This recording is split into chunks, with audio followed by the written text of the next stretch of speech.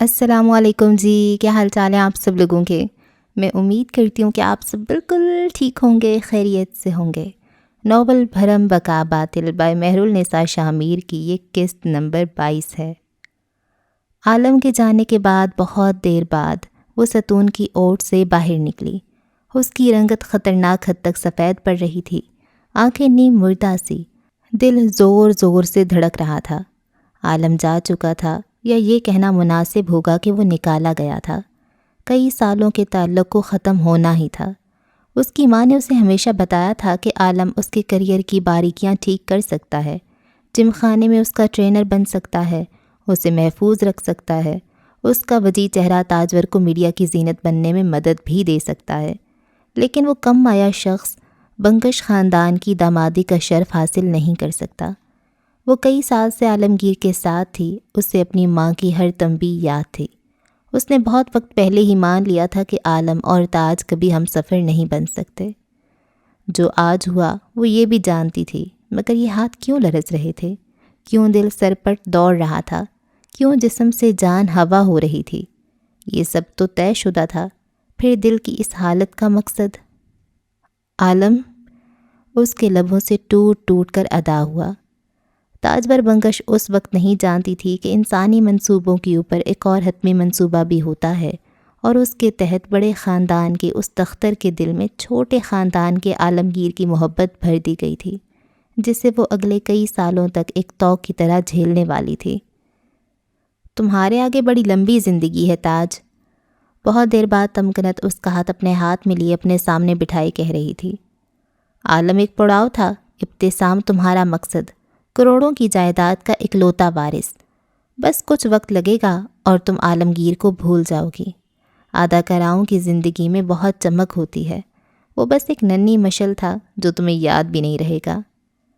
تاج نے بدقت سر ہلا دیا۔ اس کی ماں درست کہہ رہی تھی، مگر وہ دل کا کیا کرے جہاں سوئیاں چبھ رہی تھیں؟ وہ زندگی کا کیا کرے جو اندھیری لگ رہی تھی؟ وہ محض مشل نہیں تھا، وہ مشل راہ تھا۔ میں نے بہت وقت پہلے تم سے کہا تھا، اب اس کی ضرورت نہیں رہی۔ اس کا چہرہ ہم بہت بار استعمال کر چکے ہیں، وہ ایک خوبصورت محافظ کی طرح تمہاری زندگی میں رہ بھی چکا ہے۔ میڈیا، مستقبل اور زندگی کا ایک بہترین افیئر، یہ سب وہ تمہیں دے چکا ہے۔ اب اس کی کوئی ضرورت نہیں۔ تو میری بات سمجھ رہی ہو نا؟ واللہ وہ نہیں سمجھ رہی تھی، اس کا دل بیٹھا جا رہا تھا، بے اختیار، بلا ارادہ۔ اسے لگ رہا تھا کچھ غلط ہو گیا ہے۔ اس کی ماں نے اسے کٹ پتلی بنا کر رکھا تھا، لیکن اس میں سانس تھی۔ منصوبہ درست تھا، کھلاڑی غلط۔ ابتسام ایک بہترین لائف پارٹنر ثابت ہوگا، اس لیے اب تم آگے بڑھو اور پچھلی زندگی بھول جاؤ۔ اپنے سوشل میڈیا اور میڈیا پر بات کرتے ہوئے تم نے ہمدردی بٹورنے کی ہر طرح سے کوشش کرنی ہے۔ کوئی تم سے تمہارے پچھلے تعلق کا پوچھے تو چند آنسو اور گھما پھرا کر خود کو مظلوم ثابت کر دینا، اور اگر کچھ بھی کام نہ آئے تو اسے کھا کے مرد بنا کر پیش کر دینا۔ اتنا تو ایک عورت کو آنا چاہیے۔ ایک جعلی بگڑی تربیت کے نتیجے میں پلی بڑی عورت کو یہ باقی آنا چاہیے۔ وہ درست ہی تو تھی، مگر تاجور کو یہ نہیں آتا تھا۔ کوئی اسے سمجھائے، اور اگر آتا بھی تھا تو عالم کے لیے نہیں۔ اوہ خدایا، عالم، وہ اسے کیسے چھوڑ بیٹھی؟ حال 26 فروری کا سارا دن عجیب سی ہمہ ہمی میں بیت گیا۔ آشیانہ بنگش میں صف ماتم بچھا تھا، لال یمن خالی پڑا تھا۔ یافس تارون کے فلیٹ میں آرا کو 20 سے زائد گھنٹے ہو چکے تھے، اور سہراب مختلف لوگوں کے پاس جا رہا تھا۔ رات 8 بجے کا وقت تھا جب اسے بالآخر تھانے آنے کی اجازت ملی۔ قریباً 8:30 بجے کا وقت تھا۔ تھانے کے باہر میڈیا کی گاڑیاں کھڑی تھیں، جن کے آگے نمائندے مائک تھامے کھڑے تھے۔ مشتعل عوام باہر کھڑی نعرے بازیاں کر رہی تھی، جس میں کثیر تعداد نوجوانوں کی تھی۔ میر کارواں کا کارواں، ماتھے پر وہی سیاہ سفید پٹیاں، ہاتھوں میں مختلف چارٹس اور بے تحاشا شور۔ خبر جنگل میں آگ کی طرح پھیل چکی تھی۔ میرے بھائی کو بلواؤ، مجھے اس سے بات کرنی ہے۔ عالمگیر جلے پیر کی بلی کی طرح اس تاریک کوٹھڑی میں یہاں سے وہاں چکر کاٹ رہا تھا۔ کوٹ اتار کر ایک طرف پھینک دیا تھا۔ سفید شرٹ پر خون کے دھبے اب واضح تھے، بازو کے کف مڑے ہوئے تھے، گھٹن کے باعث سینے کے اگلے 2 بٹن کھلے ہوئے۔ مجھے فون ملا کر دو، میں ابھی اپنا وکیل بلواتا ہوں۔ تم لوگ اس طرح مجھے بند نہیں کر سکتے، میں کوئی عام آدمی نہیں ہوں۔ وہ چلا نہیں رہا تھا، تھانے کے اندر قدم رکھتے ہوئے اچھے سے اچھے لوگوں کے گلے بیٹھ جاتے ہیں۔ اس وقت وہ بھی ٹھنڈا پڑ چکا تھا۔ میرے بھی کچھ حقوق ہیں، تم حق تلفی نہیں کر سکتے، میرے وکیل سے میری بات کرواؤ۔ او وکیل چپ کر کے بیٹھ جا، جے میں تھانے دا بوا کھول دیتا نا، اے ساری عوام جیڑی ہلے بس نعرے بازی کر رہی ہے، اینے تیری ہڈی پسلی توڑ دینی ہے۔ افسر اکتایا ہوا لگ رہا تھا۔ موبائل ہاتھ میں لیے وہ بار بار کسی کو فون ملا رہا تھا، بھاری نفری مانگ رہا تھا اور حالات اپنے ہاتھ سے نکلنے کی اطلاع پہنچا رہا تھا۔ ایک رات میں کیا سے کیا ہو گیا تھا، یہ نیا دن، ایک نیا عذاب۔ عالم نے ابھی کچھ کہنے کو منہ کھولا ہی تھا کہ سامنے سے آتے سہراب کو دیکھ کر تیزی سے آگے آیا۔ ایس ایچ او نے اسے دیکھ کر کڑوا منہ بنا لیا، البتہ کچھ کہا نہیں۔ وہ جو روبینہ انصاری کے بیٹے کے قتل کے بعد دوبارہ لاہور آ سکتا تھا، اس کی پہنچ یا اس کے پیچھے کے لمبے ہاتھوں کا اندازہ اسے بخوبی ہو رہا تھا۔ اس کی حالت ابتر تھی، جبڑے بھینچے ہوئے اور چہرے پر بس سنجیدگی۔ مجھے عالمگیر کے ساتھ 10 منٹ چاہیے سر۔ حمزہ رؤوف کے سامنے ٹھہر کر اس نے اپنا مدعا بیان کیا۔ اس کی شرٹ کندھے سے چاک تھی، گردن پر بے تحاشا کھرونچوں کے نشان بھی۔ شاید وہ مجمع سے یہاں تک آنے میں کافی مشقت کر چکا تھا، چہرہ سرخ پڑ رہا تھا۔ ویسے یہ بنتا تو نہیں ہے، سیدھا سیدھا اوپن اینڈ شٹ کیس ہے، لیکن پھر بھی تم مل لو۔ وہ کس طنز سے کہہ رہا تھا سہراب جانتا تھا۔ ابھی تو کوئی کیس ہے بھی نہیں اور آپ نے اسے مجرم بنا دیا۔ ابھی وقت ہے سر، ابھی سے کوئی بھی ورڈکٹ جاری کرنا قبل از وقت ہوگا۔ حمزہ تمسخر سے ہنسا۔ جو آپ کہیں سہراب صاحب، کھولو یہ دروازہ کوٹھڑی کا۔ پہلی بات سہراب سے، دوسری ایک سپاہی سے کہی۔ تھانے کے اندر عملہ نہ ہونے کے برابر تھا، باہر شور بڑھ گیا تو حمزہ بھی باہر چلا گیا۔ سپاہی نے کوٹھڑی کا دروازہ کھولا تو سہراب اندر داخل ہوا۔ اب یہ عالم کچھ کہتا کہ سہراب نے گھما کر ایک زناٹے دار تھپڑ اس کے منہ پر دے مارا۔ عالمگیر تیورا کر پیچھے ہوا۔ پولیس والے کے بھاری ہاتھ کا تھپڑ تھا یا وہ تیار نہیں تھا، اس کا دماغ جیسے سنا اٹھا۔ بے غیرت کیا سمجھ رکھا ہے تم نے؟ عالم چہرے پر ہاتھ رکھے بے یقینی سے اسے دیکھنے لگا، مگر اگلے ہی لمحے اسے ایک اور چانٹا پڑا، پھر ایک اور پھر ایک اور۔ لگاتار 4 تھپڑ اس پر تضاد کے سہراب کے فولادی ہاتھ۔ عالم کے دونوں کانوں میں سیٹیاں سی بجنے لگیں۔ سر دونوں ہاتھوں میں تھامے وہ گردن جھکا گیا۔ اس کے دونوں گال جل رہے تھے۔ زندگی عذاب کر کے رکھ دیا تم نے میری۔ چاہتے کیا ہو تم؟ ہاں کیا چاہتے ہو؟ ایک ہی بار میرا گلا کیوں نہیں گھونٹ دیتے؟ ایک ہی بار سارے خاندان کو چوک پر کیوں نہیں لٹکا دیتے؟ سہراب نے دھکا دے کر اسے دیوار سے لگایا۔ عالم کے کانوں میں اس کی آواز نہیں جا رہی تھی۔ ایک اور تھپڑ نے اس کے سارے حواس بحال کر دیے۔ سہراب نے اس کا گلا دبوچ رکھا تھا، منہ سے کف نکل رہا تھا۔ تمہارے لیے جتنے حفاظتی بند میں باندھتا ہوں، تم خود کو اتنے ہی غیر محفوظ کرتے چلے جاتے ہو۔ خاندان کی ساکھ، عزت وقار، کسی چیز کی پرواہ تمہیں ہے یا نہیں؟ اس کی گریبان پکڑے وہ چلا نہیں رہا تھا، لیکن آواز میں زخمی شیر جیسی غراہٹ تھی۔ آنکھیں بے تحاشا سرخ پڑ رہی تھیں۔ عالم پشیمان نظر آ رہا تھا۔ سہراب اسے مارتے ہوئے ہانپ گیا تو پیچھے ہوا۔ کاٹدار نظروں سے اسے گھورتے ہوئے وہ اسے یہیں کے یہیں دفن کر دینا چاہتا تھا۔ میرے منع کرنے کے باوجود تم اس تقریب میں گئے اور آرا کو ساتھ لے کر گئے۔ جانے کی جھک ماری لی تھی تو وہاں تاجور کے منہ لگنے کی کیا ضرورت تھی؟ اور اگر اس کے منہ لگے ہی تھے تو قتل کے وقت اس جگہ سے فرار کیوں ہوئے تم؟ وہیں رک کر انتظار کرتے میرے آنے کا۔ کون سی ایسی آگ تھی جو تمہیں ایک جگہ ٹکنے نہیں دے رہی تھی؟ اس کی تھوڑی سینے سے جا لگی، مگر وہ یوں ہی گردن جھکائے کھڑا رہا۔ وہ سہراب پر تب چیخ سکتا تھا جب وہ غصہ ہو، تب نہیں جب سہراب غصہ ہو۔ اس وقت وہ آگ ہوتا تھا، سالم آگ۔ وہ چند لمحے مزید اس پر چیخا، جھڑکا اور تھک ہار کر وہ پنجوں کے بل نیچے بیٹھ گیا۔ سر ہاتھوں میں گرائے وہ شکست خوردہ نظر آ رہا تھا۔ تھانے کی ساری نفری باہر تھی، اس لیے وہ کسی کے دیکھ لیے جانے کے خوف سے آزاد تھا۔ ابیر کی کال آئی تھی، عالمگیر مدھم لہجے میں بولا۔ گردن جھکی رہی، آواز ہلکی سی گیلی تھی۔ اس کے پیر جل گئے تھے، وہ تکلیف میں تھی۔ اس کے ساتھ میڈ تھی عالم۔ تم نہیں سمجھو گے سہراب، تمہاری کوئی اولاد نہیں ہے، اس لیے تم نہیں سمجھو گے کہ اگر کسی کی محبت مر جائے تو جیل جانے والے بھائی کے پاس جانے سے پہلے اس کے پاس ہونا ہوتا ہے۔ تمہاری کوئی اولاد ہوتی تو تمہیں پتہ ہوتا کہ وہ کیوں دنیا سے بیزار ہے، کیوں وہ مدد کا ہر ہاتھ جھٹک رہا ہے، کیوں وہ در بدر ہے۔ تمہاری اگر کوئی اولاد ہوتی تو تمہیں پتہ ہوتا کہ جب آپ کی اولاد تکلیف میں ہو تو دنیا داری نہیں دکھتی۔ تمہاری کوئی اولاد نہیں ہے، تم نہیں سمجھ سکتے۔ سہراب دم سادھے اسے دیکھے گیا، پلک جھپکنا، سانس لینا سب ثانوی حیثیت اختیار کر گیا۔ کیا وہ اسے بے اولادی کے طعنے دے رہا تھا؟ میں سب سے نکل آؤں گا، تم میرے ساتھ کھڑے رہو تب بھی، اور اگر نہ کھڑے ہوئے تب بھی، لیکن دوبارہ مجھے یہ مت کہنا کہ میں نے وہ جگہ کیوں چھوڑی۔ ابیر کے لیے میں ساری دنیا جلا اور دفنا سکتا ہوں۔ یہ پہلی بار تھا، 10 دفعہ موقع ملا، 10 دفعہ یہی کروں گا۔ وہ دیوار سے ٹیک لگائے نیچے بیٹھ گیا، مکمل اندھیرے میں، تاریکی میں۔ سہراب بہت دیر تک کچھ نہیں بولا۔ عملے میں سے کچھ افراد واپس اندر چلے آئے تھے جو کہ زخمی بھی لگ رہے تھے۔ حمزہ طیش میں لگ رہا تھا۔ سہراب اب تک پرسکون ہو چکا تھا۔ ووٹ کھڑا ہوا تھا، اسے کمزور نہیں پڑنا تھا۔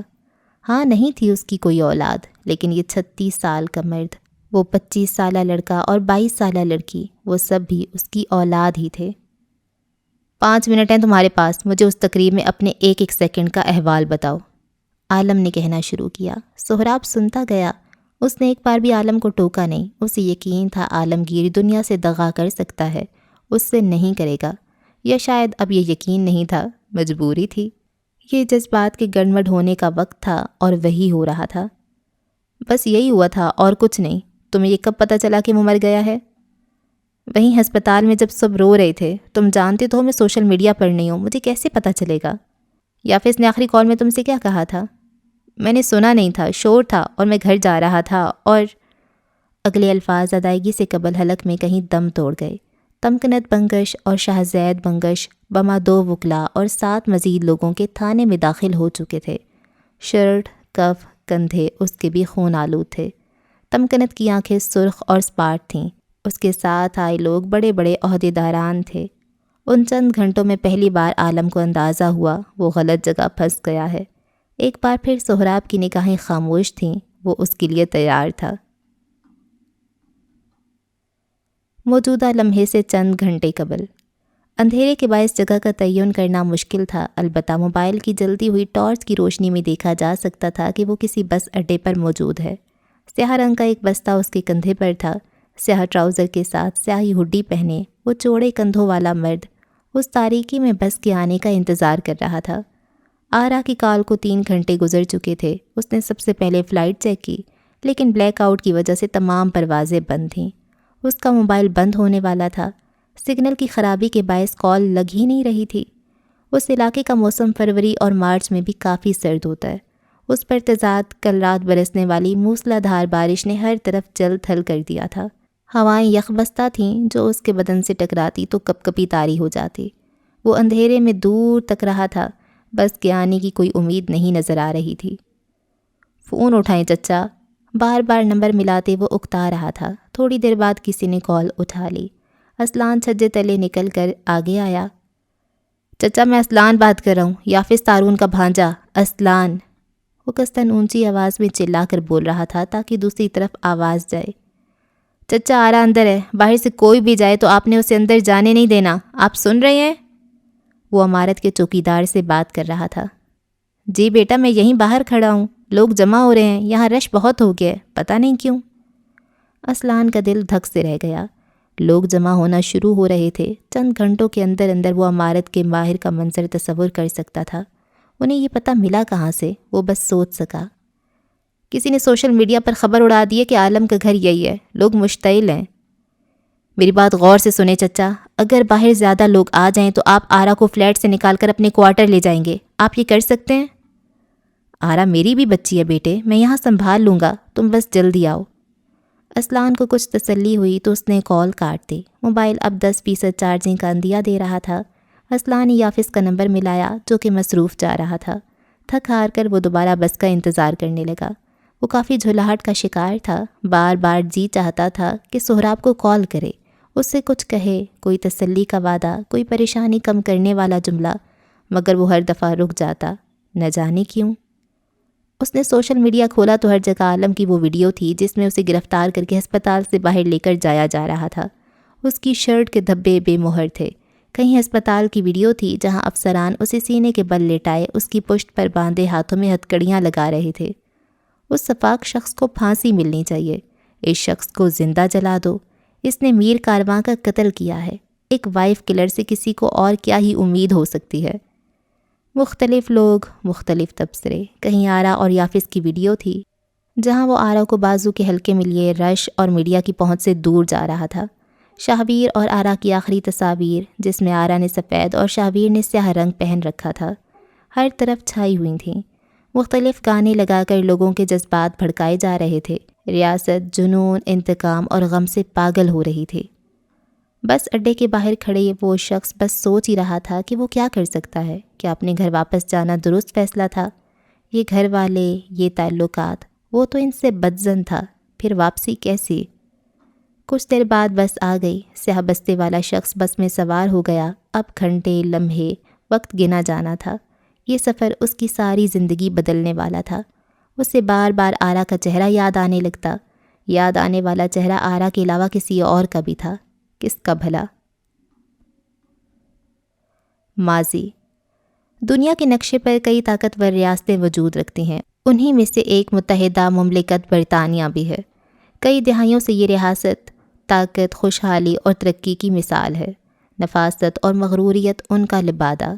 اونچی قدیم عمارات اور جدیدیت کا شمول اس ریاست کو قابل ذکر اور قابل تعریف بناتا ہے۔ اصلاً یمن ان دنوں اسی مملکت کا باسی تھا۔ اسکاٹ لینڈ کا دارالحکومت ایڈنبرگ یہ آج کل اس کا شہر تھا۔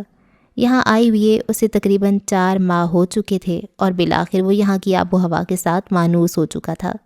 آج چھٹی کا دن تھا، سو آج وہ گھومنے پھرنے کے لیے باہر نکل آیا۔ موبائل پر پینار کو کال ملائی اور رخ کیا ڈین ولیج کا، وکٹورین اسٹریٹ کے بعد اس کی سب سے پسندیدہ جگہ۔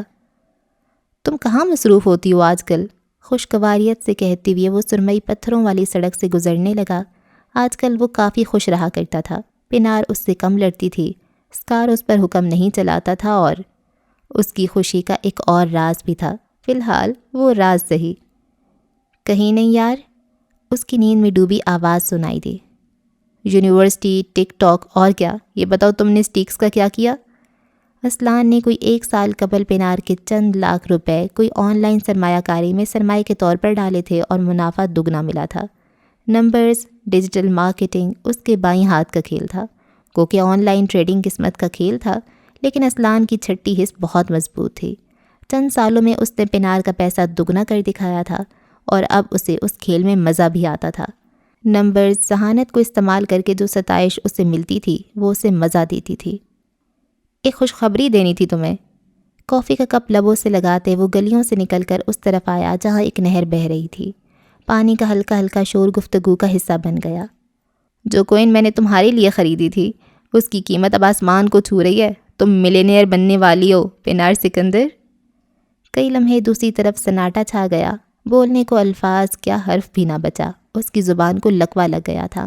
آنکھیں پھیل گئیں۔ وہ بستر پر سیدھی ہو بیٹھی۔ کیا کہہ رہے ہو اسلان؟ بہت دیر بعد اس کے حلق سے پھنسی پھنسی آواز برآمد ہوئی۔ چہرہ اب بھی حیرت زدہ تھا۔ سچ کہہ رہا ہوں یار، میں نے تم سے کہا تھا مجھے کرنے دو۔ پورے 6 مہینے راتوں کو جاگ جا کر مناسب وقت کا انتظار کرتی ہوئے کس مشکل سے یہ کوئن ہاتھ آئی ہے تم جانتی ہو؟ اس نے موبائل پتھر کی ٹیک کے ساتھ سامنے رکھا، ایسے کہ اب وہ پورا فریم میں دکھائی دے رہا تھا۔ پینار کی آنکھیں فرتے جذبات سے بھر آئیں، چہرہ زور سے تمتما رہا تھا۔ آئی لو یو اسلان، تم دنیا کے سب سے بہترین بوائے فرینڈ ہو۔ I love you so much. تم دیکھنا میں ان پیسوں کا کیا کروں گی۔ اب مجھے موم اور ڈیڈ کی کوئی بات سننے کی ضرورت نہیں ہے۔ میں کراچی میں ایک اپارٹمنٹ لے رہی ہوں اور اپنی ایک گاڑی بھی، اور باقی کی انویسٹ میں پاشا کو دوں گی۔ تم دیکھنا اسلان، میں پاکستان کی سب سے کم عمر ڈائریکٹر بن کر دکھاؤں گی۔ میں ہر وہ کام کروں گی جس کی مجھے خواہش ہے۔ وہ بولتی جا رہی تھی اور اسلان نے پہلی دفعہ غور کیا پینار اپنے گھر میں نہیں تھی۔ یہ اس کے بابا کا فارم ہاؤس بھی نہیں تھا اور لاہور والا گھر بھی نہیں۔ اس نے بے حد غور سے اس کے عقب میں نظر آتا گھر دیکھا۔ تم کہاں ہو پینار؟ اس کی پچھلی بات کا جواب دیے بغیر اس نے سنجیدگی سے پوچھا۔ وہ آج کل اسے پیغامات کے جواب کم دینے لگی تھی۔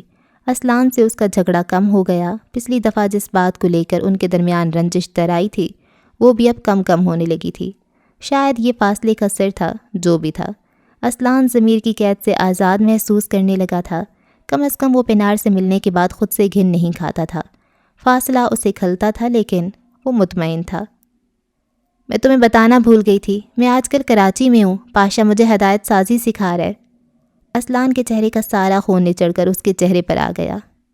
فکر مت کرو، اس نے مجھے یہاں ایک اپارٹمنٹ دلوایا ہے، یعنی پیسے میں خود دیتی ہوں، بس لینڈ لارڈ اس کے جاننے والا ہے۔ وہ بہت دیر تک بالکل گم سم سو سے دیکھے گیا۔ کافی کا ذائقہ بے حد پھیکا ہو گیا۔ میں موم ڈیڈ کے ساتھ نہیں رہ سکتی اسلان، تمہاری طرح ان کو بھی جنون چڑھ گیا ہے کہ میں شادی کر لوں تم سے، اور اگر نہیں کر رہی تو اس شوبز کی زندگی میں نہ جاؤں۔ تم جانتے ہو مجھے خود کو اسکرین پر دیکھنے کا کتنا شوق ہے، چاہے اسکرین نہ ہو، مجھے کچھ نہ کچھ اپنا کام کرنا ہے۔ پنار، اسلان نے ہلکی بے حد مدھم آواز میں اسے پکارا۔ وہ اسے چیخ کر پکارنا چاہتا تھا، پنار اسے اپنے سے بہت فاصلے پر لگی۔ ہر کامیابی، ہر بلندی، ہر عیش و عشرت کے لیے محنت کرنی چاہیے۔ ان تمام چیزوں پر تمہارا حق ہے، لیکن انہیں پانے کے لیے حد سے نہیں نکلنا چاہیے۔ عورت کی عزت کا ایک دائرہ ہوتا ہے، وہ اس دائرے سے نکل آئے تو اس میں واپس داخل نہیں ہو سکتے۔ کسی بھی خواہش کے لیے خود کو بے توقیر مت کرنا۔ اوہ پلیز اسلان، پنار بری طرح خائف ہوئی، اس کی ناک کا ہیرا دمک رہا تھا۔ میرا دماغ خراب مت کرو، پہلے تمہیں ہمارے تعلق سے مسئلہ تھا اور اب تمہیں اس سے، پنار، وہ اگلے کوئی الفاظ کہہ پاتی کہ کمرے کے باہر کسی نے اسے پکارا۔ اسلان جیسے ساکت ہو گیا ہو۔ رات کے 2 بجے کوئی اس کے گھر میں تھا۔ یہ آواز اس کے بھائی کی نہیں تھی، یہ آواز اس کے باپ کی بھی نہیں تھی۔ اس نے پاشا کو سن رکھا تھا، یہ وہی تھا۔ یا خدا، یہ وہی تھا، اور یہ وہی تھا تو اس وقت پنار کے گھر پر کیوں تھا؟ اسکرین کھٹ سے گرا دی گئی۔ مارے شرمندگی اور غیرت کے اسلان نگاہ نہیں اٹھا سکا۔ کسی نے اس کے چہرے پر دروں کی کئی ضربیں یکمشت ماری تھیں۔ روح بلبلا کر رہ گئی۔ وہ 21 سال کا لڑکا تھا، نہ چاہتے ہوئے بھی اس کے ذہن میں جوڑ توڑ ہو رہی تھی۔ میرا انٹرنیٹ کنیکشن منقطع ہو گیا تھا، کال کٹ گئی تھی۔ قریباً 1.5 گھنٹہ بعد اس کا معذرتی پیغام آیا۔ قدیم وکٹورین عمارتوں کو دیکھتے ہوئے اسلان نے گہری سانس لی۔ یقیناً ایسا ہی ہوا ہوگا۔ لکھتے ہوئے اس کا دل اس کا ہم نشین نہیں تھا۔ تم پاکستان کب آ رہے ہو ہنی؟ مجھے تمہاری یاد آ رہی ہے۔ اس نے یکدم پینترا بدلا۔ اسلان نے ایک نظر بستے کے اگلے خانے پر ڈالی جہاں اس کی اگلے ہفتے کی ٹکٹس رکھی تھیں۔ اس کے دل میں جانے کیا سمائی کہ اس نے بتانے کا ارادہ ملتوی کیا۔ ابھی کوئی ارادہ نہیں، وہ بھاری دل سے بولا۔ یکدم ایڈن برگ کی ہوائیں بھاری ہو گئیں، کثافت ہر طرف پھیل گئی۔ بغیر کچھ بھی کہے اس نے کال کاٹ دی۔ وہ جس خاندان سے تھا وہاں دھوکے سونگ لیے جاتے تھے، اس باز کو وہ بھی سونگ چکا تھا۔ وہ اگلے ہفتے پاکستان آ بھی گیا تھا۔ ایئرپورٹ پر اسے لینے کے لیے انارا، یافس اور سہراب آئے ہوئے تھے۔ اگر وہ پنار کو پیغام بھیجتا تو شاید وہ آ جاتی یا شاید نہ آتی۔ وہ تو کراچی میں تھی نا۔ اس رات کے بعد سے اس کی سوچیں منجمد تھیں۔ تھوڑی دیر بعد وہ تمام لوگ سہراب کی گاڑی میں تھے۔ گاڑی سہراب چلا رہا تھا، یافس مسافری نشست پر اور پچھلی نشست پر بیٹھا اسلان انارا کی بات سن رہا تھا، جو شروع ہو چکی تھی، اور اب اس کی بس کب ہوگی یہ اسلان بھی نہیں جانتا تھا۔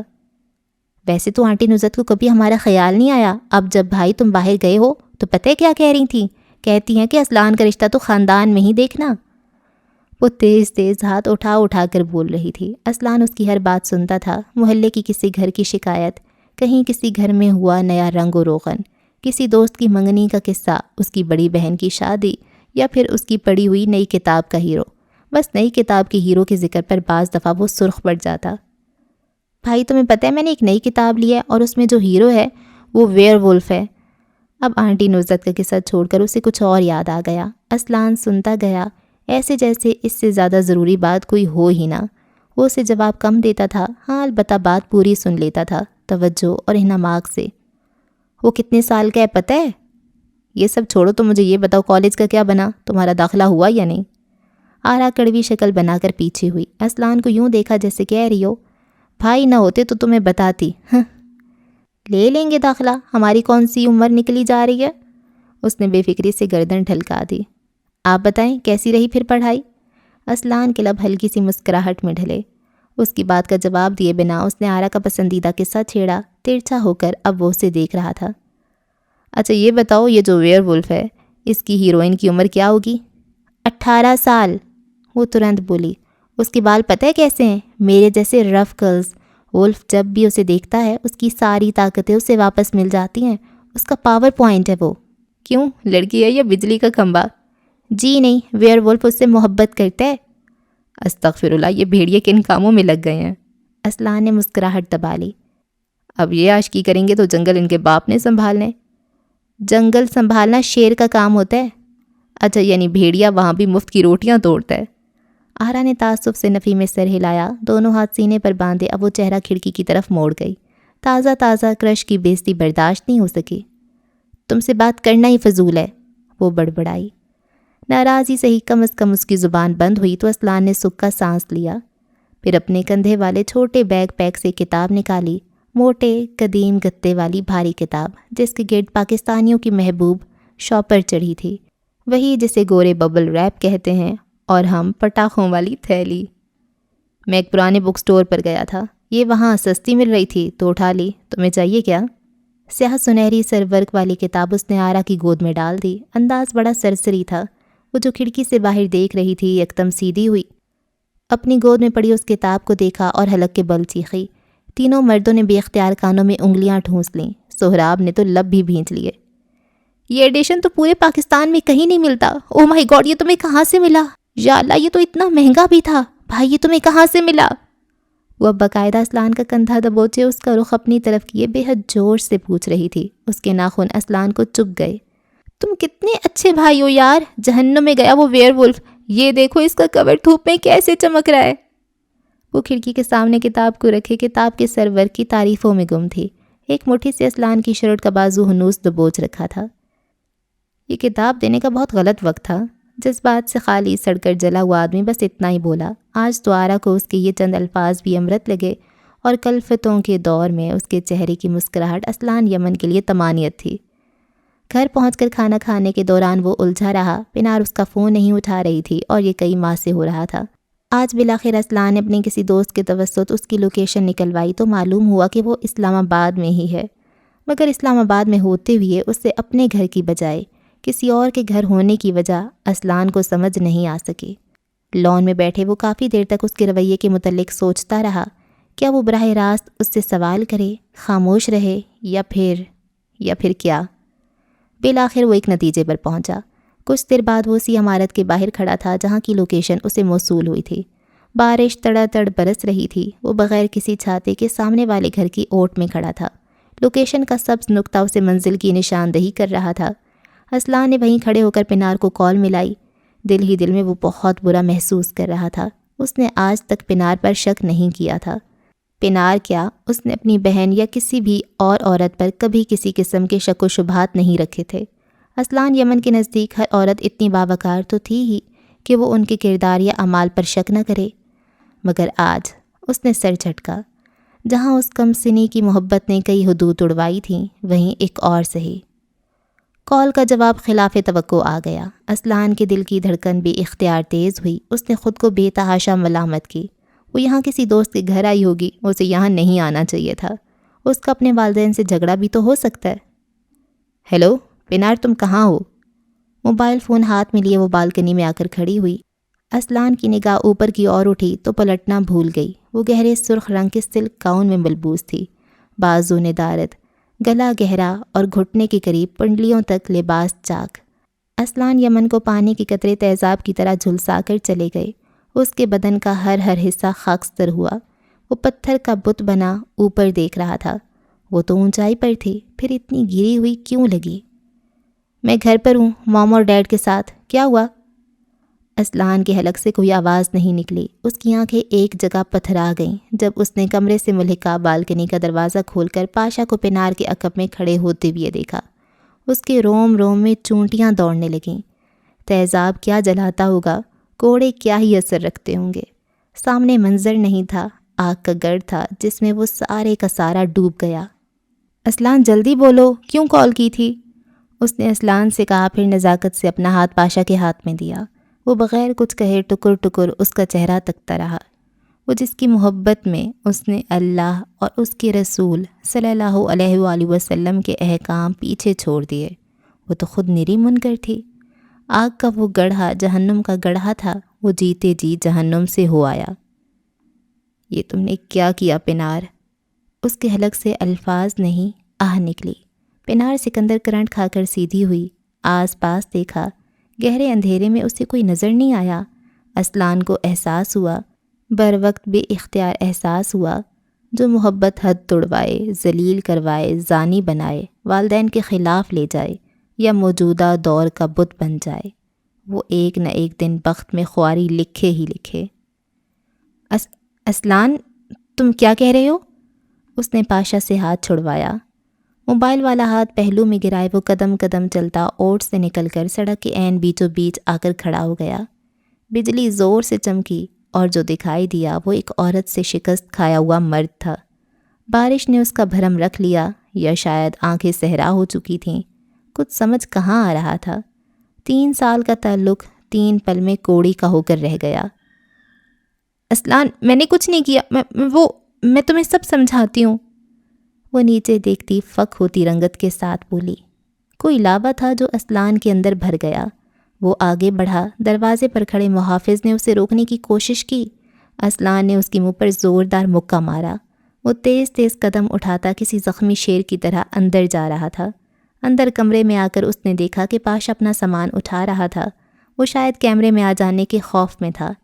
اسلان نے اسے دیکھا تو اس کی آنکھوں میں لہو اترا۔ پاشا کی شرٹ کالر سے پکڑ کر اسلان نے اس کا سر پلنگ کے تاج پر دے مارا۔ خون کی پتلی لکیر اس کے ماتھے سے بہہ نکلی۔ وہ تھا کون کہ اسی پر کناعت کر لیتا؟ سورج سے آگے بڑھ کر سنگھار میں سے پرفیوم کی بھاری بوتل اٹھائی اور پاشا کے چہرے پر دے ماری۔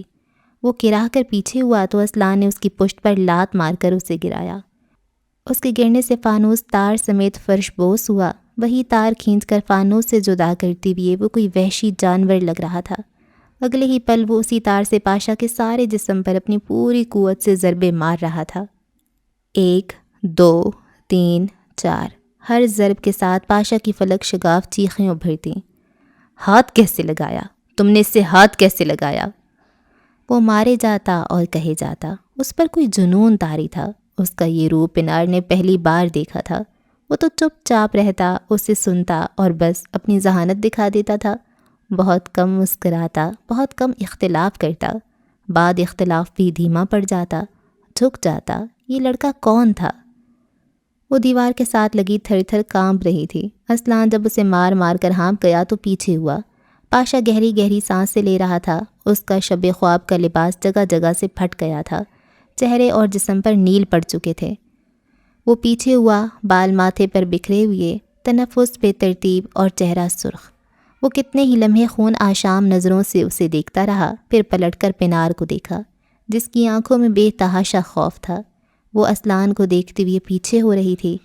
اسلان آگے آیا، 1 قدم، 2 قدم، 3 قدم۔ عین اس کے سامنے اسے دیکھتے ہوئے اس کی آنکھوں کے کنارے گیلے ہوئے، اسے کھونے کے درد میں نہیں، اپنے کئی اور خساروں کے لیے۔ تم نے ذلیل کیا، میں نے برداشت کیا۔ تم نے دھتکارا، میں نے برداشت کیا۔ تم نے کہا اسلان خدا کے احکامات کے خلاف جاؤ، میں گیا۔ تم نے مجھ سے دنیا اور آخرت کا سودا کروا دیا، میں نے کیا۔ لمحے بھر کا توقف، آنکھوں کی کرچیاں، مان کا روندے جانا۔ اسلان کرے تو کیا کرے؟ کیا میں نے کہیں کوئی کمی چھوڑی؟ کیا میں ایک اچھا مرد نہیں تھا؟ کیا میں نے تمہیں عزت اور محبت نہیں دی؟ اسلان، پاشا نے مجھے بہلایا تھا، اس نے مجھے بہکا دیا تھا، میں تم سے وفادار رہوں، میں دوبارہ مجھے اپنی شکل مت دکھانا ورنہ میں تمہاری لاش کتوں کے آگے ڈال دوں گا۔ چبا چبا کر کہتے وہ پیچھے ہوا۔ ہر جھگڑے، ہر اختلاف، ہر بریک اپ کے بعد وہ مڑ مڑ کر اسے دیکھتا تھا۔ آج وہ یوں جا رہا تھا جیسے سامنے کھڑی لڑکی کوئی گند کا ڈھیر ہو اور اس سے اٹھتا تعفن اسلان یمن کے حواس سلب کر رہا ہو۔ اس نے ایک بار بھی مڑ کر اسے نہیں دیکھا، ایک نظر بھی نہیں۔ اس روز کے بعد اس نے کبھی پنار سکندر کا ماتم نہیں کیا۔ تم خاموش کیوں ہو؟ آتش دان کے اندر چھوٹی چھوٹی لکڑیاں ڈالتی لڑکی چپ چاپ بیٹھی تھی۔ جب قصہ گو نے اسے پکارا، وہ اس کی غیر معمولی چپ سے عاجز آ گیا تھا۔ مجھے کیا کہنا چاہیے؟ یہی کہ اس لڑکے کے ساتھ غلط ہوا، وہ مصر تھا، لیکن مجھے لگتا ہے اس کو وہ ملا جو اس نے دیا تھا۔ ہاں، اس کے ساتھ غلط ہوا، اس کا دل ٹوٹا۔ بے وفائی وہ واحد شے ہے جو مرد کو اندر اور باہر سے مسخ کر دیتی ہے، ایسی آگ جو دھیمی آنچ پر جلتی رہتی ہے۔ ساری زندگی مرد اس آگ میں جلتا ہے اور بعض دفعہ جلاتا بھی ہے، لیکن میں وہی کہوں گی، اس کے ساتھ وہ ہوا جو اس نے کیا تھا۔ قصہ گو کو اس کی بات بے حد کھلی۔ تم ایک بے وفا عورت کو درست کہہ رہی ہو؟ گردن نفی میں ہلاتے اس نے قصہ گو کو تکا۔ بے وفائی نہیں، بے حیائی، یعنی زنا۔ جانتے ہو زنا کو حرام کیوں کہا گیا؟ میں دین کے متعلق کچھ نہیں کہہ سکتی، لیکن میرے نزدیک ایک فلسفہ ہے جس کے مطابق زنا حدود ختم کر دیتا ہے۔ ایک زانی انسان محض اپنے ہمسفر تک محدود نہیں رہتا، اس شخص کی ہر دوسری طرف اٹھتی نگاہ میں غلاظت کھل جاتی ہے۔ ایک زانی مرد کسی کی بیوی پر نقب لگاتے ہوئے نہیں سوچتا کہ وہ اپنے شوہر اور اس کے دینی بھائی کی امانت ہے۔ اسی طرح وہ یہ بھی نہیں سوچتا کہ 17-18 برس کی کالج جانے والی بچی اپنے ماں باپ کا بھروسہ ساتھ لے کر نکلی ہے۔ اگر میں اس کے ساتھ تعلق قائم کروں گا تو وہ اپنی حد کھو دے گی، اور حدود کھو جائیں تو انسان نڈر ہو جاتا ہے۔ اسی طرح زنا ایک دن عام ہو جائے گا۔ تمہیں ڈر نہیں لگتا؟ قصہ کو پہلی بار متاثر نظر آیا۔ عورت کہتی رہی، ایک حد سے نکلی ہوئی عورت جو باپ بھائی کو دھوکہ دے کر کسی مرد کے ساتھ تعلقات قائم کرتی ہے، وہ بھی اپنی حد بھول جاتی ہے۔ اپنے شوہر کے ساتھ وفا نبھاتے ہوئے پھر اسے بڑی مشکل پیش آتی ہے۔ زنا کو اسی لیے غلط کہا گیا ہے کیونکہ یہ انسان کو بے حیا کر دیتی ہے، نڈر کر دیتی ہے۔ ہر گناہ میں لذت ہوتی ہے، مگر یہ لذت ہر لذت سے بڑھ کر۔ جس معاشرے میں زنا اور پری میریٹل تعلقات عام ہو جائیں، اس معاشرے کی تباہی یقینی ہوتی ہے۔ وہاں ناجائز بچے کچرے کے ڈھیر سے ملتے ہیں اور وہاں زیادتی کا رجحان بڑھ جاتا ہے۔ وہاں لڑکیاں اپنے ہی قریبی رشتہ داروں سے ہراساں ہوتی نظر آتی ہیں۔ لمحے بھر کا توقف کیا۔ آج ہمارے ملک میں کتنے ہی لڑکے لڑکیاں شادی سے پہلے ہوٹل کے کمرے، فلیٹ بک کروا رہے ہیں۔ کتنی ہی عورتیں اور مرد شادی شدہ ہونے کے باوجود اپنے ساتھیوں کو دھوکہ دے رہے ہیں۔ جانتے ہو کیوں؟ کیونکہ وہ نڈر ہو چکے ہیں۔ انہیں نڈر کون کر رہا ہے؟ پورنوگرافی، فحش فلمیں، جنسی تعلق کو ایک فینٹسی دکھانے والی کتابیں اور فلمیں، مختصر یہ کہ ڈارک رومانس کا ژانرا، چاہے یہ فلموں میں ہو چاہے کتابوں میں۔ مرد نے کوئی جواب نہیں دیا۔ بہت دیر تک وہ دونوں بے حد خاموش رہے۔ دل ایک کردار کے لیے دکھ رہا تھا اور معاشرے کی بدحالی کے لیے سلگ رہا تھا۔ حال جنریٹر کی مصنوعی روشنیوں نے سارے بینکویٹ میں اجالا کر دیا تھا۔ عمارت کے چاروں طرف پولیس کی گاڑیاں کھڑی تھیں، ساتھ ساتھ میڈیا کی گاڑیوں کے بجتے سائرن بھی سنائی دے رہے تھے۔ کچھ اینکرز اندر گھسنے کی کوششوں میں لگے تھے اور کچھ باہر سے ہی تازہ ترین صورتحال چیخ چیخ کر بتا رہے تھے۔ کچھ اپنی طرف سے قیاس آرائیاں کر رہے تھے اور کچھ حقیقت پسندانہ تجزیہ پیش کر رہے تھے۔ پورے واقعے کو 20 سے زائد گھنٹے ہونے والے تھے۔ تقریب کے مہمان اب تک اندر قید تھے۔ اجلی روشنیوں میں مہمانوں کی پھک ہوئی رنگت اور اضطراب دیکھا جا سکتا تھا۔ پولیس کی بھاری نفری سارے ہال میں پھیلی ہوئی تھی۔ ایک طرف میز اور کرسی رکھی تھی جہاں ایک افسر بیٹھا تھا۔ اس کی دائیں طرف ایک کیمرہ مین اور بائیں طرف کوئی رجسٹر تھامے نام لکھتا ہوا نظر آ رہا تھا۔ تمام مہمانوں کے نام، تصاویر اور پتے لیے جا رہے تھے۔ خوشی کی تقریب انتشار کی تقریب بن گئی تھی۔ ہوٹل کے عقبی حصے میں گیلری کی طرف آؤ تو جل بجھ کرتا بلب اب بجھایا جا چکا تھا۔ اس کی جگہ کئی دوسری روشنیوں نے لے لی تھی۔ فورنزک کی مستعد جماعت دل جمعی سے اپنا کام کرتی ہوئی نظر آ رہی تھی۔ فرش پر وکٹم کا خاکہ چاک سے بنا ہوا تھا۔ لڑکی کی محبوبہ کہاں ہے؟ تفتیش کا اہم حصہ تو اسے ہونا تھا نا؟ آواز کی سمت کان دھرو تو بلب کے عین نیچے پلاسٹک کی کرسی ڈالے ہاتھ میں چائے کا بھرا ہوا کپ لیے کوئی افسر بیٹھا تھا۔ اس کے سینے پر لگی نام کی تختی پر سلطان راہی لکھا تھا۔ بال گھنے تھے اور مونچھیں بڑی بڑی جو اس پر بھلی معلوم ہو رہی تھیں۔ وہ فورنزک جماعت کو کام کرتے ہوئے کم اور انسٹاگرام پر آج کی تازہ خبریں زیادہ دیکھ رہا تھا۔ وہ ہسپتال گئی ہے سر، کسی نے جواب دیا۔ ظاہر ہے عاشقی کے آخری مراحل ہیں، افسوس تو ہوگا۔ وہ خاصا محظوظ ہوا۔ یہ سہراب کی بھانجی ہے یا بھتیجی؟ بھتیجی سر، بڑے بھائی کی بیٹی ہے۔ باپ امریکہ ہوتا ہے، یوں سمجھے سہراب کی بیٹی ہے۔ سلطان کا ماتحت اجمل بھی گردن جھکائے اس کے موبائل کی اسکرین میں دیکھ رہا تھا، جہاں انارہ تارون کی شاہویر کے ساتھ کئی تصاویر سوشل میڈیا کی زینت تھیں۔ وہ دونوں ساتھ ہنس رہے تھے۔ کہیں شاہویر اسے دیکھ رہا تھا، کہیں وہ اس کی کسی بات پر ہنس رہی تھی، کہیں کل رات والی تصویر تھی۔ اتنی خوبصورت تو نہیں ہے؟ اس نے آنکھیں چندھیا کر تصویر زوم کر کے دیکھی۔ مقتول زیادہ خوبصورت ہے، اس لڑکی کا میک اپ ہٹاؤ تو بالکل عام لگے گی۔ وزن دیکھو اس کا، اس نے ناگواری سے تبصرہ کیا۔ اچھا خاصا بندہ پاگل کر دیا ہے، کیا ہے اس میں؟ دل، صاحب سارا مسئلہ دل کا ہے، لکھ دی لعنت ایسے دل پر۔ سلطان نے کوفت سے موبائل بند کیا اور اپنی جگہ سے اٹھ کھڑا ہوا۔ پنجوں کے بل چاک سے بنے مقتول کے جسم کے دائرے کے گرد وہ نہایت غور سے کچھ دیکھ رہا تھا۔ معاً وہ ٹھٹکا، جمی ہوئے خون کے پاس ایک ٹوٹا ہوا بٹن پڑا تھا۔ وہ چند لمحے غور سے دیکھتا رہا، پھر اس نے اشارے سے ایک فورنزک افسر کو بلوایا اور بٹن کی جانب اشارہ کیا۔ آنکھوں میں الگ سی سختی تھی۔ یہ تمہارے باپ نے اٹھانا تھا یا میرے؟ ابھی کام جاری ہے باس، چاہے اگلے 2 دن یہ کام جاری رہے، لیکن یہاں سے بہتی ہوا اور گزرتے ہر انسان کی تفصیلات میرے میز پر ہونی چاہیے۔ وہ چند پل قبل سوشل میڈیا کی تصاویر پر تبصرے کرتے ہوئے مرد سے بے حد مختلف لگا۔ کون آیا، کون گیا، کون ہے اور کون لاپتہ ہے، سب، مجھے سب چاہیے۔ یہ جگہ سیل کروا دو اور 2 افسر یہاں تعینات کر دو۔ اس نے اٹھتے ہوئے اجمل کو حکم دیا، ہاتھ پینٹ کی جیب میں اڑس لیا۔ آس پاس کے سارے CCTV چیک کرواؤ اور جیوگرافک نیٹ ورک آن کرواؤ۔ مقتول اور اس کی معشوقہ کی کال ریکارڈز نکلواؤ۔ سوشل میڈیا کے چھوٹے بڑے پھڈے اور طوطا مینا کی اس جوڑی سے جلنے والوں کی فہرست بھی۔ اجمل نے سب کچھ ڈائری پر نوٹ کیا، پھر کچھ تذبذب سے سلطان کو دیکھا۔ سر، آپ کو نہیں لگتا یہ اوپن اینڈ شٹ کیس ہے؟ اگر سہراب کا بھائی پھنستا ہے تو ہاں یہ وہی ہے، اور اگر نہیں تو اسے درمیان میں لا کر یہ کیس اس طرح شرٹ ہوگا کہ یمن خاندان ساری زندگی یاد رکھے گا۔ اس نے دل ہی دل میں کہا، اور کہا کچھ مختلف۔ یہ تو شواہد طے کریں گے۔ وہ بھم سے جواب دیا اور ایک بار پھر پلاسٹک کی کرسی پر آ کر بیٹھا۔ وہ ایک ایک معاملہ اپنی آنکھوں کے سامنے دیکھنا چاہتا تھا۔ یہ کوئی عام مقدمہ نہیں تھا، اس کے لیے ہرگز نہیں۔ سہراب یمن سے اپنے سابقہ انتقام لینے کا وقت آ گیا تھا۔ کئی لوگ موبائل فون نکالے سفید شرٹ والے اس مرد کی ویڈیو بنا رہے تھے۔ وہ اپنے بھائی کے قتل ہونے کے 20 گھنٹے بعد ہی تھانے میں موجود تھا۔ اس کی آنکھوں کی وحشت، خون کے خشک ہو چکے دھبوں سے بھرا ہوا سینہ، بکھرے بال اور پرتپش چہرہ لیے وہ چپ چاپ افسر کے ساتھ رکھی کرسی گھسیٹ کر بیٹھا۔ اس کی ماں کروفر اور تنفر سے کھڑی رہی۔ اس کی آنکھوں میں جلال ہی جلال تھا۔ اس کے ساتھ کھڑے اسفندیار کی موجودگی نے سب کو مرعوب کر دیا تھا۔ وہ ہمیشہ کی طرح نک سک سے تیار تھا۔ میں شاویر بنگش کی ماں ہوں اور مجھے اپنے بیٹے کے قتل کی FIR درج کروانی ہے۔ لہجے میں کرختگی لیے اس نے حمزہ سے کہا۔ وہ تو اسی کی راہ میں آنکھیں لگائے بیٹھا تھا۔ کاغذات پلٹے گئے، FIR کا رجسٹر نکالا گیا اور ساری آنکھیں، سارا عملہ اسی طرف متوجہ تھا۔ تم کچھ نہیں بولو گے عالم، میں یہ سارا معاملہ خود دیکھوں گا۔ تم صرف اور صرف خاموش رہو گے اور خود پر قابو رکھو گے۔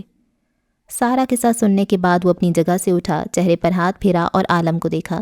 ایک نظر باہر کھڑی تمکنت اور اس کے بیٹے کو دیکھا، پھر دوبارہ عالم کو۔ میں کیسا لگ رہا ہوں؟ عالمگیر نے اچھمبے سے ایک نظر باہر دیکھا، پھر اسے۔ کیا؟ میں پریشان تو نہیں لگ رہا؟ تم برباد لگ رہے ہو۔ صفاقی سے تبصرہ کیا۔ سہراب نے گہری سانس لی، بال درست کیے، چہرے پر ہاتھ پھیرا، چند لمبے گہرے سانس لیے اور باہر نکل کر سپاہی سے اس کی پہنی ہوئی شال لی، اپنے گرد اچھے سے اوڑھ لی، ایسے کہ اس کا چاک کندھا ڈھک گیا، ایسے کہ دنیا سے یہ چھپ گیا کہ وہ کمزور پڑ رہا ہے۔ چند لمحوں بعد وہ تمام بنگش خاندان کے سامنے کھڑا تھا، ڈھال، وبال، سخت جان۔ 5 منٹ کے لیے بات ہو سکتی ہے؟ نہایت سنجیدگی سے اپنا مدعا پیش کیا۔ وہاں کھڑا ہر شخص اس کے اس اعتماد اور ڈھٹائی کو دیکھ کر رہ گیا۔ قاتلوں کے خاندان سے باتیں نہیں کرتا میں، زید نے نگاہیں اٹھا کر اسپاٹ انداز میں جواب دیا۔ تم اور تمہارا خاندان اب اپنے دن گننا شروع کر دو، کیونکہ میں تم سب کو چوک پر پھانسی دلواؤں گی۔ تمکنت درمیان میں آئی۔ سہراب اب بھی زید ہی کو دیکھ رہا تھا، جس کی نگاہیں کہیں دور تھیں، ذہن مزمحل۔ پاس کھڑے 2 لڑکوں نے ویڈیو بنانی شروع کر دی۔ تم شاید بھول رہے ہو، لیکن میں تمہیں یاد کروائے دیتا ہوں، تمہارے بھائی کے پیچھے ایک سیریل کلر تھا، اور یہاں میرے بھائی پر FIR کروا کر اسے قاتل ثابت کرتے ہوئے تم اصل قاتل کو فرار کا موقع دے رہے ہو۔ تمہیں اس وقت یہاں نہیں، کرائم سین پر ہونا چاہیے تھا۔ ثبوت مٹائے جا سکتے ہیں، وہاں کوئی تمہارا سگا نہیں ہے۔ شاہزید سے کہتے ہوئے وہ 2 قدم آگے آیا، دونوں ہاتھوں سے 2 لڑکوں سے ان کے موبائل لیے اور پوری قوت سے دیوار میں دے مارا۔ مڑ کر حمزہ کو دیکھا۔ یہاں موبائل فون اور ویڈیو بنانا ممنوع ہے نا سر؟ نگاہوں اور انداز میں سرد سی کاٹ تھی۔ رئیس تیش زدہ سا اپنی جگہ سے اٹھا اور اس کے سامنے تن کر کھڑا ہوا۔ یہ تھانہ تمہارے باپ کی جاگیر نہیں ہے سہراب، یہاں یہ سب کر کے تم ہمارے اندر کا لاوا پگھلا نہیں سکتے۔ اس کے منہ سے کف نکل رہا تھا، سہراب کی آنکھوں کی ٹھنڈک جوں کی توں رہی۔ ہمارے پاس عینی شاہد ہے، اس نے قتل ہوتے ہوئے دیکھا ہے۔ رئیس نے اپنے ساتھ آئے ایک مرد کی طرف اشارہ کیا۔ سہراب نے اچنبے سے گردن موڑ کر اسے دیکھا، پھر رئیس کو۔ میں ابھی اور اسی وقت تمہیں اپنے خون سے لکھ کر دے سکتا ہوں کہ میرا بھائی قاتل نہیں ہے، یہ کام اسی قاتل کا ہوگا۔ تم ایک بار ٹھنڈے دماغ سے سوچو، اپنے بھائی کا قتل رائے گاہ مت جانے دو۔ اور کون کہتا ہے کہ وہ سیریل کلر تمہارا بھائی نہیں ہو سکتا؟ اسپند کے اگلے الفاظ پر سہراب اپنی جگہ جم گیا۔ لوگوں کے لیے بھی یہ ایک نیا انکشاف تھا۔ اسپند یار لہجے میں زہر لیے بول رہا تھا۔ تمام وکٹمز میں مماثلت صرف یہ نہیں تھی کہ وہ امیر تھے، وہ 17 لڑکے محبت کے معاملے میں بھی خوش قسمت تھے، اور تمہارا بھائی آج تک اپنے سابقہ تعلق سے موو آن نہیں کر سکا۔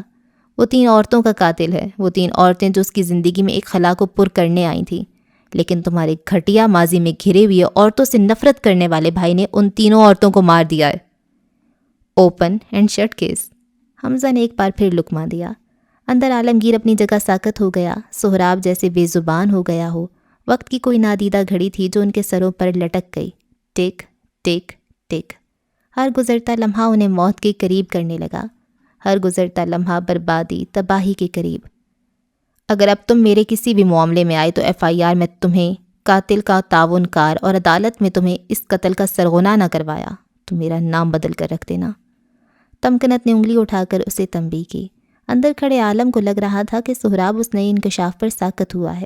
رئیس کو لگا وہ بہت خوب بول چکا ہے، اس لیے دوسری طرف خاموشی ہے۔ محض سہراب یمن جانتا تھا کہ یہ خاموشی کیوں ہے۔ وہ ماضی کے کسی منظر میں قید تھا۔ عالم اس کے سامنے کھڑا تھا اور سہراب ترشی سے سوال کر رہا تھا۔ جیل سے نکلنے کے 2 ماہ بعد کہاں تھے تم؟ سہراب اس سے پوچھ رہا تھا۔ تمہارے کارڈ سے نیو یارک میں ہوٹل بک ہوئے ہیں، پیسے بھیجے گئے ہیں، تم کیا کرتے رہے ہو؟ کوئی میرا کام کر رہا تھا، میں نے اسے پیسے بھیجے، عالم چڑھ کر جواب دے رہا تھا۔ ذہن کے دریچوں پر اگلی دستک مقتول کی تھی۔ یہ ڈبے آنا، تمہیں خنجر مارا جانا، یہ سب کب انتہائی پیمانے پر آیا؟ سہراب کا شاہویر سے سوال۔ 2 سے 3 ماہ پہلے، جواب آیا۔ کوئی خوف تھا یا آگاہی جو آہستہ آہستہ سرایت کرتی ہوئی آئی اور سہراب کے کندھوں پر اپنے نوکیلے پاؤں جما کر بیٹھ گئی۔ رئیس FIR لکھوا رہا تھا، اس کا وکیل اسے لال یمن کی تلاش کے وارنٹ نکلوانے کا مطالبہ بھی کر رہا تھا۔ سہراب کے موبائل پر آرا کے پیغامات آ رہے تھے، وہ بیر کے رونے اور اس کے پیر کے زخموں کا بتا رہی تھی۔ وہ خود بھی بری طرح رو رہی تھی۔ یافس نے لکھا تھا، وہ رش میں کہیں پھنس گیا ہے۔ باہر انتہا پسندوں کا شور اور جاریت جاری تھی۔ اگر وہ یہاں سے چلا گیا اور باہر سے لوگ اندر آ گئے تو کیا ہوگا؟ خوف تھا کہ بزدلی، وہ یہاں سے جانے پر بھی راضی نہیں تھا۔ اسے بھائی عزیز تھا، کیسے اسے اغیار کے نرغے میں چھوڑا جائے؟ موبائل کی اسکرین پر انگوٹھا چلاتے ہوئے وہ ایک نمبر پر آ کر رکا۔ کچھ لکھ کر بھیجنے کا دل کیا، دل یہ بھی کیا کہ اس سے واپس آنے کی التجا کی جائے یا اسے، خیر دل کے چاہ لینے سے کیا ہوتا ہے۔ اصلان یمن سہراب کی اولاد نہیں تھا، وہ اس کے کسی بلاوے پر نہیں آئے گا، یہ اسے یاد رکھنا چاہیے تھا۔ وہ یہی بات بھول جاتا تھا۔ اس نے دل کو ڈپٹا، شانے چوڑے رکھے، اسے کمزور نہیں پڑنا تھا۔ اس سارے ہنگامے کے درمیان کسی نے نہیں دیکھا کہ شاہ زید گم سم چپ چاپ بیٹھا تھا۔ اس کے نقصان کا اندازہ کون لگائے؟ اچھا جی، اس ایپیسوڈ کو یہاں پہ ختم کرتے ہیں۔ اور عالمگیر پھنستا جا رہا ہے اور عالمگیر پہ اب شک بھی ہو رہا ہے یار۔ مطلب ایک اور بات جو یہاں پر نہیں لکھی اور جو پہلے لکھی تھی کہ جب عالمگیر جیل میں تھا تو وہ کچھ لکڑی کی چیزیں تراش رہا تھا، کچھ بنا رہا تھا، اور اس کو بھی کچھ ایسے ہی ڈبے موصول ہوتے تھے۔ اور 2 ماہ نیو یارک، اس پہ بھی کچھ پرابلمز آ رہے تھے شاہویر کو، اور کچھ سین ہے، عالمگیر کچھ چھپا رہا ہے، اور وہ بھاگ گیا تھا، اس کی بیٹی کا پاؤں جل گیا تھا۔ دیکھیں نا ایک دم سے کتنی بری طرح سے پھنس رہا ہے۔ اور وہ بٹن بھی جو اسے ملا ہے سلطان راہی کو، وہ بھی اس کا ہی ہوگا۔ اب وہ کیسے پہنچے یہ بھی نہیں پتہ۔ اور اچھا، پنار نے اس کو چیٹ کیا ہوتا ہے، ٹھیک ہے، یہ تو پتہ تھا ایسا ہی کچھ کرے گی۔ اور اچھا، یہاں پر نا یہ چیز بہت ڈسکس کی جا رہی ہے کہ قصہ گو کون ہے اور وہ لڑکی کون ہے۔ اس چیز میں اتنا انٹرسٹ کیوں آپ لوگ شو کر رہے ہو؟ بار بار کوئی کہتا ہے کہ وہ آرا ہوگی، وہ شاہویر ہوگا، کبھی اسلان ہوگا، تو اس سے کیا فرق پڑتا ہے؟ کہانی سنیں، انجوائے کریں، ان دونوں کے یہ آپس میں کیوں بات کریں، کیسے بات کریں، یہ کون ہے، اس سے کیوں آپ لوگ اتنا زیادہ سیریس لے رہے ہو؟